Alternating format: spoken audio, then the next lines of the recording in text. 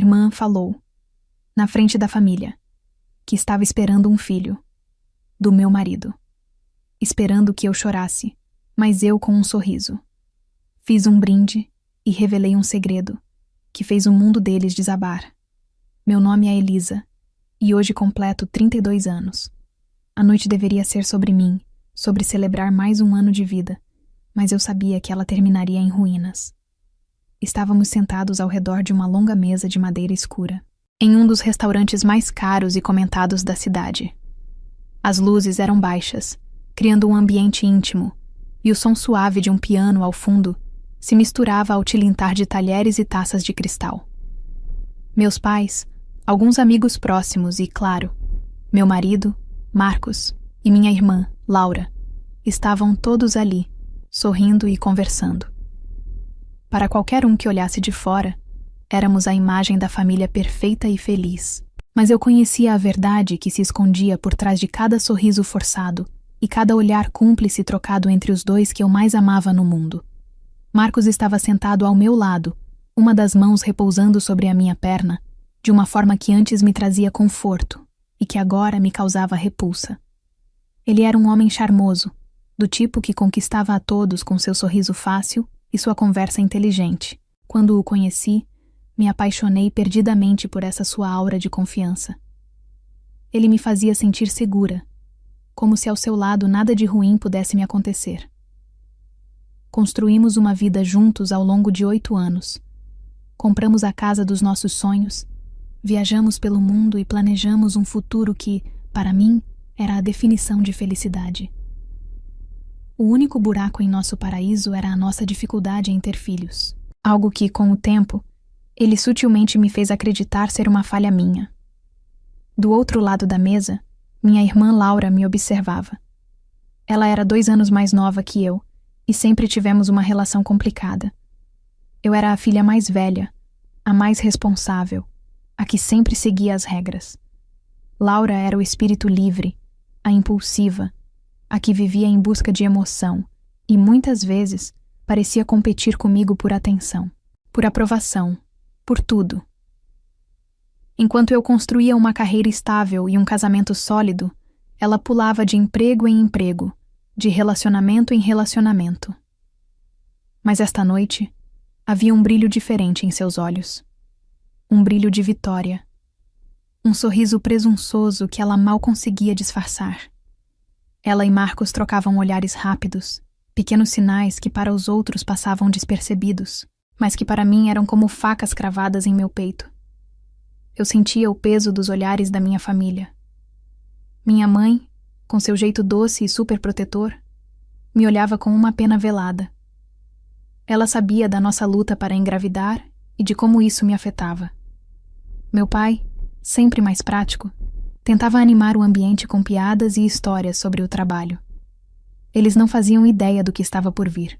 Meus amigos conversavam animadamente, alheios à bomba que estava prestes a explodir e estilhaçar a minha vida diante de todos.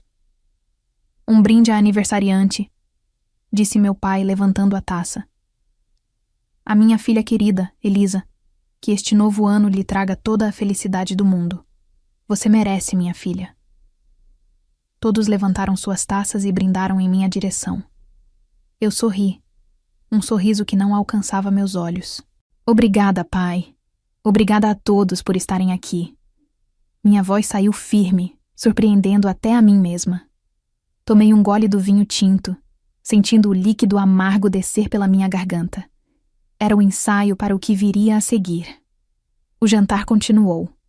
Os pratos vinham e iam, cada um mais elaborado que o outro, mas eu mal sentia o gosto da comida. Minha mente estava em outro lugar, repassando cada detalhe do plano. Eu me sentia como uma atriz em um palco, desempenhando o papel da esposa feliz e da aniversariante animada, enquanto por dentro, meu coração estava em pedaços. A cada risada de Marcos, a cada toque de Laura em seu próprio braço, a cada palavra trocada, a minha raiva crescia, se solidificava, transformando a tristeza em uma armadura de gelo. Finalmente, a sobremesa chegou. Um bolo lindo, com velas brilhantes, formando o número 32. Todos cantaram parabéns a você. Eu fechei os olhos, não para fazer um pedido, mas para encontrar a força que precisaria para os próximos minutos. Assoprei as velas e os aplausos ecoaram pelo salão. Foi então que Laura se levantou. O silêncio se instalou na mesa imediatamente. Todos os olhares se viraram para ela. Ela colocou a mão sobre a barriga, em um gesto teatral e calculado, e olhou primeiro para Marcos, depois para mim. O sorriso em seu rosto era a coisa mais cruel que eu já tinha visto. Bom, já que estamos todos reunidos, em um momento de tanta felicidade, ela começou, a voz carregada de uma falsa emoção. Eu e o Marcos temos uma notícia maravilhosa para compartilhar com vocês. Uma notícia que vai mudar nossas vidas para sempre. Meu coração batia forte, mas meu rosto permaneceu impassível. Eu via a expectativa nos olhos dela, a sede pela minha humilhação. Ela esperava lágrimas, gritos, um escândalo. Ela queria me destruir. Laura respirou fundo, olhou diretamente para mim e, com a voz mais clara e alta que conseguiu, anunciou: Eu estou grávida, e o filho é do Marcos. O silêncio que se seguiu à declaração de Laura foi pesado, denso, quase palpável. Cada par de olhos no restaurante parecia estar fixo em mim. Vi a pena no rosto da minha mãe, a confusão no de meu pai e a satisfação cruel nos semblantes de Laura e Marcos. Eles esperavam o show. Esperavam que a emocional Elisa, a frágil, a boazinha, desmoronasse. Eles queriam que eu gritasse, chorasse, virasse a mesa. Queriam que eu validasse a narrativa que eles criaram, a de que eu era a esposa instável e descontrolada que eles poderiam facilmente descartar. Mas o espetáculo que eles tanto aguardavam não aconteceu. As minhas lágrimas já haviam secado há muito tempo, mais precisamente há 6 semanas. Tudo começou em uma terça-feira chuvosa e completamente banal. Eu estava em casa, enrolada em um cobertor no sofá, procurando por uma receita de bolo no tablet da família. Era um daqueles dias preguiçosos em que a única preocupação era decidir o que fazer para o jantar. Marcos tinha deixado seu e-mail aberto no aplicativo. Normalmente, eu fecharia a janela sem pensar, respeitando sua privacidade. Mas algo me prendeu. Uma linha de assunto, em negrito, que fez meu sangue gelar e o ar fugir dos meus pulmões. Dizia simplesmente: Nosso plano. Meu coração começou a bater descontroladamente. A remetente era Laura. Por um instante tentei me convencer de que era um mal-entendido.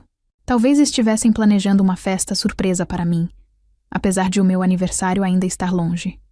Com as mãos trêmulas, cliquei no e-mail.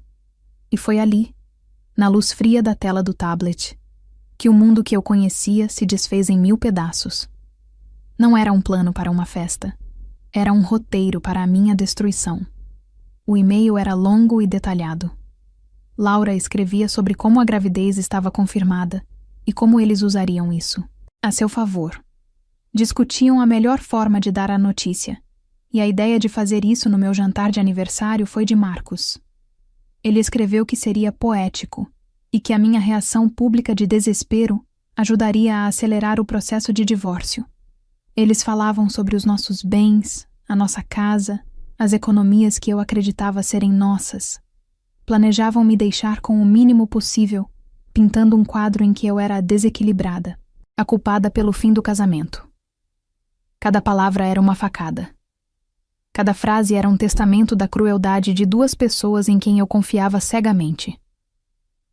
Naquele momento, sentada no sofá, eu senti uma dor física, uma pontada tão forte no peito que achei que estava tendo um ataque cardíaco.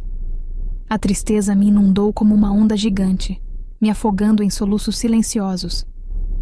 Chorei pela perda do meu marido, do homem que eu amava e com quem sonhei envelhecer. Chorei pela traição da minha própria irmã, o sangue do meu sangue. Chorei pela ingenuidade com que vivi os últimos anos, cega para a teia de mentiras que era tecida bem debaixo do meu nariz. Mas então, enquanto as lágrimas rolavam, algo mudou. A tristeza começou a dar lugar a outro sentimento. Uma raiva fria, cortante e imensamente clara. a traição era apenas a ponta do iceberg. A verdadeira crueldade, a mentira mais profunda e dolorosa, veio à minha mente com uma clareza assustadora. A questão da infertilidade. Por anos tentamos ter um filho. Mês após mês, a decepção se acumulava. Eu passei por exames invasivos, tratamentos hormonais que mexeram com meu corpo e minha mente, consultas médicas que me deixavam me sentindo pequena, defeituosa. Em todas as etapas, Marcos era um marido solidário, me dizendo que estávamos juntos nisso. Até o dia em que ele chegou em casa com uma expressão séria. Ele me disse que, para tirar o peso dos meus ombros, havia feito uma série de exames caríssimos em uma clínica renomada. Com os olhos cheios de uma falsa tristeza, ele me disse que os resultados dele eram perfeitos, que ele era fértil. A conclusão era óbvia, embora ele nunca a tenha dito com todas as palavras. O problema era eu. Naquela noite, eu me desmanchei em seus braços, pedindo desculpas por não poder lhe dar a família que ele tanto queria. E ele me consolou, dizendo que me amava de qualquer maneira. Por mais de um ano, carreguei o fardo de ser infértil. Carreguei a culpa por nosso sonho desfeito. Agora, lendo aquele e-mail, a mentira dele estalou na minha mente como um trovão. Não era apenas um caso. Era uma conspiração. Aquela mentira sobre a fertilidade não foi um ato de covardia para evitar me magoar. Foi uma arma. Foi uma maneira de me quebrar psicologicamente, de minar minha autoestima, de me fazer sentir tão pequena e falha que eu talvez nem lutasse quando eles decidissem dar o golpe final. Aquele foi o momento em que a minha tristeza morreu e uma nova Elisa nasceu. Uma Elisa que não chorava mais. Uma Elisa que queria justiça. Eles não iam se safar. Eles não iam me destruir. Eu pegaria a dor que eles me causaram e a transformaria em minha maior força. Eles pensavam que estavam no controle daquela noite. Mal sabiam eles que, há 6 semanas, eu havia me tornado a diretora daquele espetáculo. A raiva fria que nasceu naquela noite da descoberta do e-mail se tornou meu combustível. O primeiro passo era transformar suspeitas em fatos. A mentira mais cruel de Marcos, a que ele usou para me quebrar por dentro, seria a primeira que eu iria desmantelar. Na manhã seguinte à leitura do e-mail, fiz a ligação mais importante da minha vida.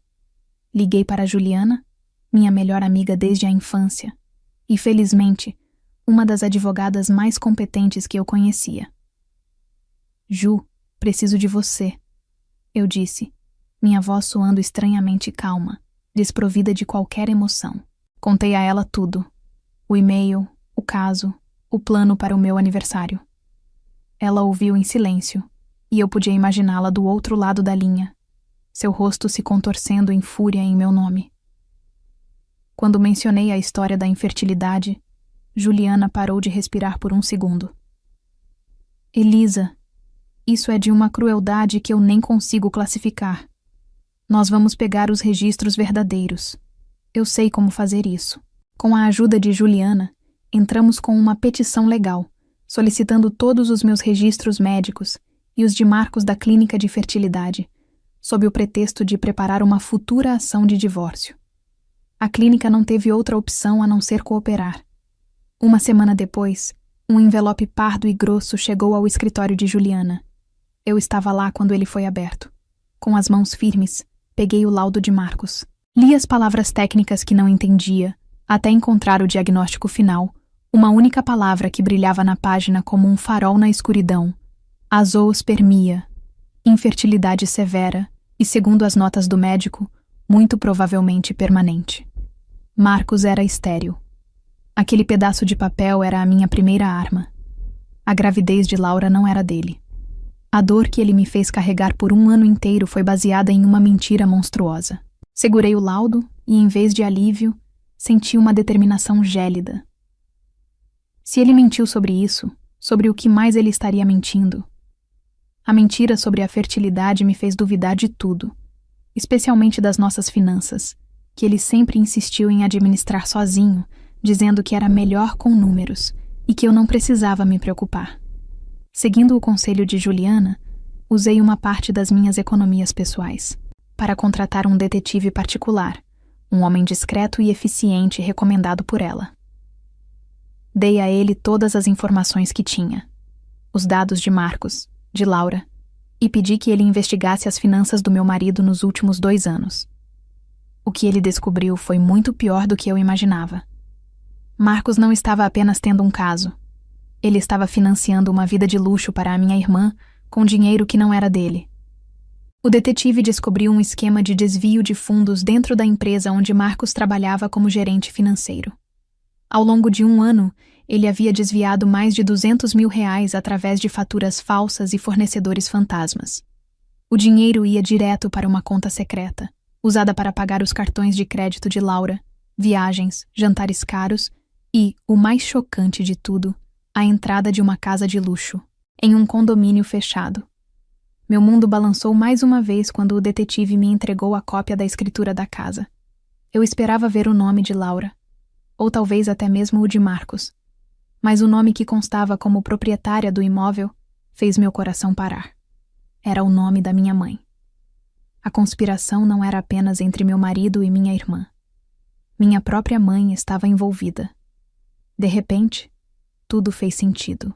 Os olhares de pena dela, sua insistência para que eu tivesse paciência com Marcos, seu jeito de sempre defender Laura, a coitadinha. Ela era cúmplice de tudo. Eles iam roubar o meu marido, meu dinheiro, e no final, a minha dignidade, com a bênção da minha mãe. Armada com um laudo médico, um dossiê de fraude e a prova da traição familiar, eu estava pronta para o meu aniversário. De volta ao restaurante, a voz de Laura ainda ecoava no ar. E o filho é do Marcos. Todos os rostos estavam virados para mim. Marcos me olhava com um misto de pena e arrogância. Minha irmã, com um triunfo mal disfarçado. E minha mãe, com lágrimas falsas nos olhos. Eles me subestimaram. Todos eles. Com a maior calma do mundo, coloquei meu guardanapo sobre a mesa. Peguei minha taça de vinho e me levantei. Meu movimento foi tão sereno que todos se calaram, confusos. Um brinde, eu disse, minha voz soando clara e firme no silêncio mortal. Eu olhei para cada um deles, um por um, demorando meu olhar em Marcos, Laura e minha mãe. A família, continuei, com um leve sorriso irônico. E, acima de tudo, a verdade. Com um gesto deliberado, deslizei um documento dobrado pela toalha de mesa engomada até que ele parasse. Bem na frente de Marcos. Era a cópia do laudo médico dele. A maior mentira que você me contou, Marcos, não foi ter dormido com a minha irmã. Eu disse, alto o suficiente para que toda a mesa ouvisse. O rosto dele ficou pálido, enquanto seus olhos percorriam o papel. Foi ter me feito acreditar que um dia você poderia ser pai. Um suspiro coletivo percorreu a sala. O sorriso de Marcos se desfez, substituído por pânico. Antes que ele pudesse dizer qualquer coisa, virei meu olhar frio para a minha mãe. E mãe, eu disse, com uma doçura venenosa. A casa nova é realmente linda. Uma pena que, quando a auditoria interna da empresa do Marcos terminar a investigação de fraude, a primeira coisa que eles vão querer de volta são aqueles R$200 mil. Por um longo segundo, minhas palavras pairaram no ar como fumaça tóxica. O rosto da minha mãe se contorceu em um horror pálido e um soluço seco escapou de seus lábios. Laura olhou de mim para Marcos, depois para a nossa mãe, a engrenagem em sua mente finalmente entendendo que o jogo havia virado de uma forma que ela nunca poderia ter previsto. Mas foi Marcos quem quebrou o silêncio. A palidez em seu rosto foi substituída por um vermelho de fúria pura e descontrolada. "Sua mentirosa!" ele gritou, a voz ecoando pelo salão agora silencioso. Ele se levantou com um movimento tão brusco que sua cadeira caiu para trás com um estrondo. "Você está inventando tudo isso para se vingar." Ele tentou avançar na minha direção, mas meu pai, que até então parecia paralisado pela confusão, se colocou entre nós. O caos explodiu. Gritos, acusações. Marcos me xingava com palavras que eu nunca o ouvi usar. seu verniz de homem charmoso e sofisticado se desfazendo para revelar a criatura feia e desesperada que ele realmente era. Os seguranças do restaurante, notando a confusão, foram rápidos e eficientes. Em menos de 1 minuto, eles estavam segurando os braços de Marcos, que se debatia e gritava que eu iria pagar por aquilo. Em meio ao pandemônio, eu permaneci imóvel. Não senti medo. Não senti nada além de um distanciamento profundo, como se estivesse assistindo a uma cena de filme. Enquanto minha mãe chorava histericamente e Laura estava paralisada em sua cadeira, com o rosto banhado em lágrimas de choque e humilhação, eu simplesmente me virei, peguei minha bolsa e comecei a caminhar em direção à saída. Eu não precisava dizer mais nada. Minhas bombas já haviam sido detonadas. Quando eu estava quase na porta, senti uma mão agarrar meu braço com força. Era Laura. Seus olhos estavam vermelhos e inchados, e seu rosto estava manchado de rímel. O ar de triunfo havia desaparecido, substituído por um desespero patético. Elisa, por favor, ela sussurrou, a voz embargada. Não faz isso. Por favor. Eu olhei para a mão dela em meu braço, e depois para o seu rosto. Puxei meu braço de volta com um movimento suave, mas firme. Eu me inclinei em sua direção, perto o suficiente para que apenas ela pudesse me ouvir. Eu guardaria o seu por favor, Laura, eu disse, minha voz baixa e cortante. Você vai precisar dele, e se eu fosse você, eu ligaria para o Ricardo. Ele é um homem casado, eu sei, mas acho que ele merece saber que vai ser pai. O último resquício de cor sumiu do rosto dela. O choque em seus olhos me disse que eu tinha acertado em cheio. O detetive havia descoberto sobre Ricardo, um colega de trabalho casado de Laura. Essa era a minha última cartada, a prova de que eu sabia de tudo. Eu a deixei ali, boquiaberta e destruída no meio do salão do restaurante, e saí para a noite fria, respirando o ar da liberdade pela primeira vez em muitos anos. 6 meses se passaram desde aquela noite. O divórcio foi finalizado em tempo recorde. A empresa de Marcos, desesperada para evitar um escândalo público que mancharia sua reputação, me ofereceu um acordo financeiro generoso em troca da minha total discrição sobre o caso. Eu aceitei. Meu silêncio tinha um preço, e eu não sentia vergonha de cobrá-lo. Marcos não teve a mesma sorte. A auditoria que se seguiu à minha denúncia anônima foi implacável.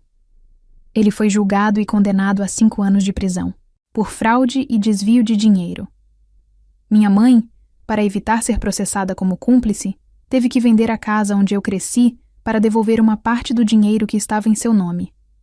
Ela e Laura se mudaram para um apartamento pequeno e alugado. Eu nunca mais falei com elas. Hoje, minha vida é irreconhecível, da melhor maneira possível. Vendi a casa que um dia foi o meu sonho com Marcos, e me mudei para um lugar menor. Um apartamento claro e arejado que é só meu. Descobri uma nova paixão em um lugar inesperado. Um ateliê de cerâmica no meu bairro. Há algo terapêutico em pegar um pedaço de barro sem forma e, com paciência e força, transformá-lo em algo útil e bonito. Minhas mãos, que antes tremiam de ansiedade, agora são firmes e criativas. Não sinto alegria pela desgraça da minha antiga família. A vingança, no fim, não tem um gosto doce. Ela simplesmente tem o gosto do fim. O que eu sinto é uma paz profunda e tranquila que eu não sabia ser possível. Ao lado da janela da minha sala, tenho uma pequena orquídea. Eu a resgatei da lixeira de uma floricultura. Era apenas um talo seco com as raízes fracas, quase morta. Cuidei dela todos os dias, com água, luz e paciência. Esta manhã, notei um pequeno broto verde e forte crescendo na base da planta. Uma nova vida. Olhando para aquele pequeno broto, eu sorri. A orquídea não estava quebrada. Ela só precisava de um novo vaso, de um novo cuidado. E eu também. Finalmente entendi a verdade mais importante da minha jornada. Eu não estava quebrada. Eu estava apenas plantada no jardim errado.